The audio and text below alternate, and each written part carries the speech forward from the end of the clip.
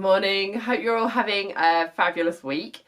It's Thursday morning. I have literally just been working on orders all week up until now. I don't think I've even left the house other than to go on school runs. So I've just been seeing clients and sewing away on orders. I'm actually going on holiday in a couple of weeks, maybe 3 weeks. And I just made a list of everything I need to do before then, and it's just vast. I've got so much to do, including filming for videos. So I've got a client coming today, so I need to work on her stuff all day today. I've got another order I need to work on this evening, and then tomorrow I'm going to start working on this Halloween dress that I've been talking about for ages. So I need to go to Spotlight first thing and buy what I need. I'm really hoping they've got some stretch velvet, because I'm thinking if I do the top part stretch, it might make it a bit quicker. And I'm hoping my airbrush paint arrives. That's due to be delivered today. I've got my crystals and I've got the tulle. So as long as I can get the velvet, if not, I'll get something else because I'm going to start it tomorrow regardless. Yeah, I can get started on this Halloween dress. I've got the wig.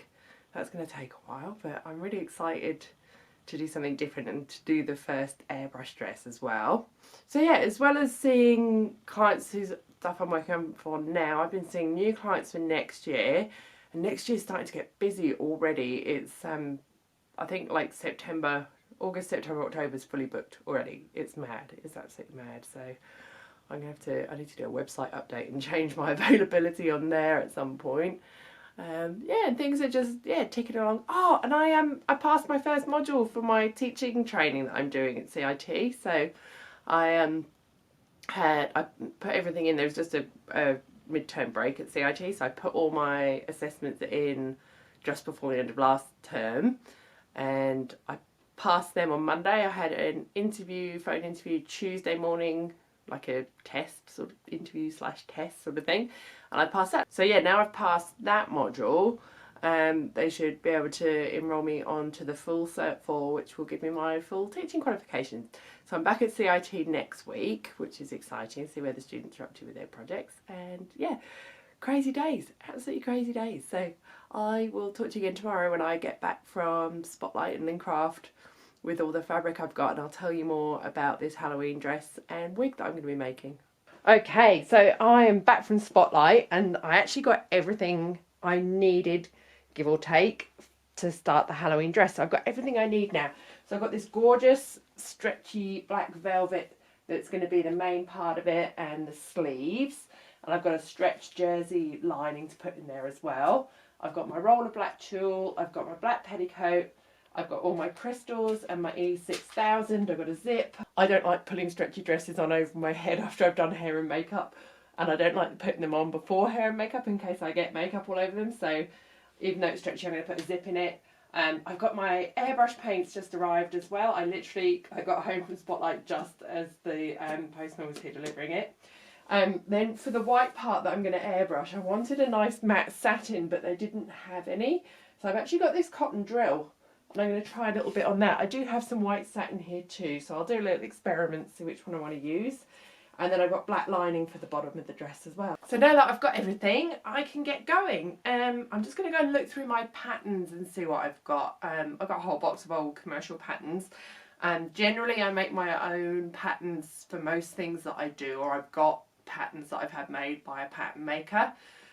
But for stretchy stuff, I don't do a lot of stretchy stuff. So I'm going to see if I've got an old pattern that I can use just for like the main body of the dress and the top of the sleeves. Then I'll make my own pattern for the fishtail part and for the the big bottoms of the sleeves. Why am I bending forward? I should have just lifted the camera up. That was silly. But yeah, I'm going to look through my patterns and get everything going. I love velvet. I love working with velvet, even though it's a pain in the bum. But it goes everywhere. When you cut it, you get these like bits of fluff everywhere. So I'm going to give everything a really good clean. Move everything that I don't want to get velvet fluff on, and then yeah, I can get started on the body of the dress. Okay, so I've been through my patterns and I found this McCall's pattern for a top, which because it's not in an envelope, because it's in this, makes me think that I got this when I worked in a fabric shop in the 90s. When patterns were discontinued, we used to have to send the envelope back, but we could keep the pattern pieces inside it. So I'm guessing I kept this when they got sent back. So I want to make, I think this will work. I can just adapt it. It's mainly like the sleeve part that I need. So I'm just going to adapt this to be a dress part. And I want the neckline to be a bit wider. So this should work. So I'm going to cut it out of the jersey first and then try it on and see if that's going to fit me. So yeah, I'll get cutting and see what happens. Okay, so I've got my dress cut out of the jersey lining fabric, just sort of by using that t-shirt pattern to and altered it to do this. And the fit's pretty good actually for a first try. It's a bit baggy around my waist, so I'll take it in a little bit. Maybe a little bit here as well. I'm happy with the fit around the shoulders and the arms and the shape of the neckline. I'm going to have to be really careful not to stretch this part as I stitch it because I want it to sit nice and flat. If you want to do one of these, just go and look for a bodycon dress pattern instead of having to alter some random pattern. That'll be way easier. So I'm going to mark my changes, take this off, then I'm going to make a copy of this pattern because I think this is just a great little stretch dress. I think this could be a nice pattern just to use for a cute everyday dress to wear. So, alright, actually I could do a sequin one. That would be super quick and easy. Maybe I could do one for my cruise if I've got time. I'm going on a cruise in a few weeks, so I know people don't glam up for cruising anymore, but I'm going to because, you know, I can't help myself any excuse. So, alrighty, I'm going to do these changes, make a copy of my pattern, and then cut it out in the velvet. So this afternoon I've managed to get all the lining together, and that's how that's looking on my dress form here. My dress form is smaller than me, which is why it's a bit baggy, but that's how it looks with the sleeves in, and you can kind of see once this boat neck's stitched it's going to sit down like that and sit nice and wide on the shoulders. And then I've also got the velvet layer together to the same point. I'd forgotten what a pain velvet is to say, but never mind. I'm not 100% happy with how the sleeves are sitting, but when it's on it loses that. I think I should have just taken out a little bit of width on it because of the stretch, but it's alright. I'm not that mad about it. So, and then at the back I've put my concealed zip in, and again I forgot what a pain sewing zips into stretchy fabric is. And I think one side has just stretched slightly. It's got this puckering, but again when it's on and it's pulled tight it doesn't really notice. That's just me being really fussy about stuff, and it's just riding up a little bit, which I think stretchy dresses just like to do that. But I've got all the weight going on the bottom and I've got all the length to add to the sleeves yet, so hopefully that will help that a little bit. But all in all I'm pretty happy with it, and it would make just a cute little everyday dress. I'm glad I took a copy of the pattern. So that's me done for today. I'm off to Kartika's now because she is having a clothes swap party. So I've got a little bag of things that I don't wear anymore, and hopefully I'll come home with some new goodies. So I've managed to get most of the top of this dress done today. I've still got to do some pressing, but I'm really pleased with how it's come together. Really happy with how these sleeves look. It's really heavy. I'd completely forgotten how heavy velvet can be. I haven't used velvet for a long time, and the sleeves are pretty weighty, so I'm hoping they don't pull this neckline out of shape too much. I ended up doing a double line of stitching along it just to try and make it really sturdy. It seems right on the mannequin, and I think once you've actually got shoulders in there, because these things don't have shoulders, I think it'll be absolutely fine. There's going to be a lot of crystals added to this as well. I got the last piece of the velvet when I went to Spotlight yesterday, and it does have some board marks on it, so you can see the lines in there from where it was wrapped around the board in the shop. But I think once it's on here, once it's got some crystals on it and everything else is on, I don't think it will notice, so I'm not too worried about that. So I'm going to leave this here for tonight. So Kimmy's here. I'm here. Kimmy hasn't been in a vlog for ages. Kimmy's here. Go check out Kimmy's channel. I haven't done anything in ages. Yeah, but you've still got some anyway. really good videos. Absolutely. And really good information. Kimmy does amazing makeup videos, as you can tell by beautiful makeup, beautiful makeup. I need to touch this. Yeah, that's the thing with velvet, isn't it? It's the Michael McIntyre joke. Have you seen that? No, I'm going to have to look that up. And then I had to make the decision, do you like your velvet going down or up? See, I'm never sure which way it's supposed to go. No, nor am I. So I like to go down. I like that sort of strokey when you're wearing it. I like to go. I don't know. I guess strokey. that just looks a bit creepy. It does. It kind of does. Yeah. So it's kind of. So I've made sure all my pieces go down. So it's nice. Oh, it's so gorgeous. I don't know why I don't use velvet like. Actually, I do. It's because when you cut it, you get velvet fluff everywhere. Fluffy. Yeah. And it drives me nuts. It goes up my nose. It makes me sneeze. Same with faux fur as well. As soon as you cut that, you just get like this poof of fur fibres everywhere. It's gonna be pretty. But it is worth it. It is worth it. So there's going to be crystals on the inside, the outside, and then this full puff at the bottom. Ooh. And I get to do my airbrushing. So I'm so excited. So I'm going to leave it here for tonight. We're going to go and drink Prosecco. Maybe in the garden. It's really windy though. It is. We'll see. We'll see. And then tomorrow I'm going to start on the bottom. So I'll see you then. Morning. So Kimmy and I had an awesome time last night. I'm a bit tired today, but back to it. Back to sewing. So the first thing I'm going to do is just press the edges of the sleeves and the neckline to get this part of the dress completely finished. And then I can start working on this bottom part. So I need to attach the petticoat, I need to make my pattern, make the lining and then make the outside. And once I've done that, I can go and start airbrushing the white layer. So it's going to go from black ombreing into orange at the bottom, and I need to try and mix the orange to be the same colour as my crystals. So I'm going to go and get on and get to that point, and then it will be airbrushing time. I can't wait, I'm so excited to try this. Okay, so my skirt's starting to come together. I've just pinned it on roughly just to check the shape a bit, and I'm really happy with it. So I can stitch this and the outside layer and then go and get set up to start airbrushing. I'm really excited. I'm so excited to actually be airbrushing a dress. I've got lots of offcuts of the white fabric, so I'm going to do some test pieces while I'm doing it. Because if you remember a couple of weeks ago when I did my airbrush test, when I first got the airbrush, I tried to heat set it with steam, and then when I washed it, it all just washed off. So while this dress isn't going to be super washable anyway, I still want to try and work out how I can set the colour properly.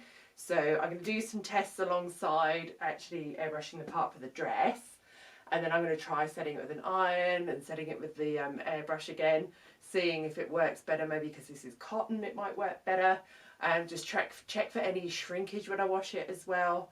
And just basically do another test. But I'm going to do the dress at the same time because it's kind of a showpiece. So it's not something that's going to just get chucked in the washing machine, especially because it's going to have hundreds of crystals on it as well, and because it's velvet. So it's something I wouldn't really want to just put this in the wash. If anything, after it's worn, I'd just hand wash the top part of the dress, so the bits maybe where the armpits get a bit stinky or something. Just hand wash the top part. But yeah, I still want to work out how to set the colour properly, so if I am using it on gowns for clients, that they know that they can dry clean or wash their dress afterwards and it's not going to lose all its colour. So lots of experimenting still to do, but I can also get on with this. So alright, I'm going to sew and press, and then I will talk to you again when it's airbrushing time. Okay, I think I've got everything that I need. We've set up in the garage just because it's a little bit windy out today. So I've got my paints, my airbrush, got the lead for the compressor out there, and I've put the skirt on the mannequin over a petticoat. So I've got the mannequin, the petticoat, then I've covered it all in a giant plastic sheet, and then I've pinned my skirt over the top. So I'm going to give that a go. I've got some spare fabric here just to test it on as well. So first thing I'm going to do is mix up my orange to try and match my beautiful orange crystal colour, and then I'm just going to do a little test on the spare fabric, because then I can use that to test for washability and setting it with heat afterwards as well. So I'm going to mix my orange and do a little test and see how we go. Okay, so I've done the first coat of the orange and the black. As you can see, it's quite patchy, so I'm going to have to do quite a few coats. I'm going to work on the black for now. I've let this first coat dry. The orange is a little bit dark, so I'm going to try and just make it a little bit brighter for the next coat. But I'm going to do all of the black and let it dry, and then come back to working on the orange. Alright, I've done a much brighter orange now, and I've done it transitioning into red.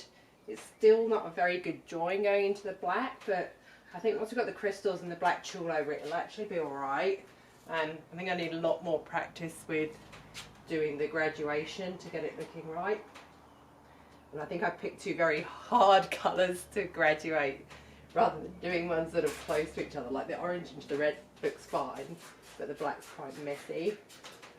And if I did it really watered down, I could do another go. But I'm going to let this dry and keep going around like this, and I'll see if I can just tidy up this join at some point. So I'll leave it like that for now. It's really warm in here, so it should dry really quickly. And we'll see how it goes. Okay, I think I'm done airbrushing. I'm going to leave it to dry. I'm going to leave my stuff out in case there's any bits that I want to top up. I'm not 100% happy with my fade. I think I should have done it a bit differently, but live and learn. I don't mind that it's not even though, because it's Halloween, it's horror, it's meant to be kind of like, it reminds me of like blood and fire, and I think it actually suits the theme. I think I was too rushed getting the black on. I think I should have done orange, then red, then a darker red to graduate into the black rather than trying to go from the orange straight into the black. I think it was too different to make that work. So that's a lesson learned for next time. I think next time as well I need to find something that holds the fabric out without putting any creases in it, because it was really hard and I got uneven bits going over these bumps and it was really hard to hold them out. But that's the front.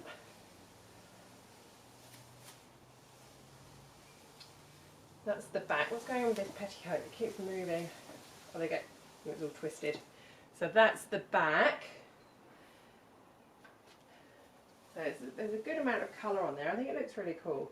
I am happy with it. It's not 100% perfect, but for my first go at airbrushing a dress, I'm pretty pleased with it. So practice makes perfect, but it gives the effect that I want for this Halloween dress.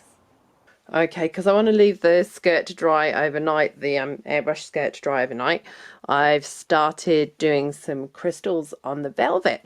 Just doing black on black. I've got 4 different sizes, and this is the bottom of the long part of the sleeve, and then they're just sort of fading up to these smaller crystals as it goes up. So I'm going to do that, and then as I leave each bit to dry, I'm going to go and do some editing, and I hope to have part 1 of this up either tonight or tomorrow night. So I'm going to say goodbye. Thanks for watching. Please subscribe if you haven't already, and welcome to all the new people. There's been so many people join me here recently, so thanks for being here. Thanks for watching, and I'll see you in next week's vlog.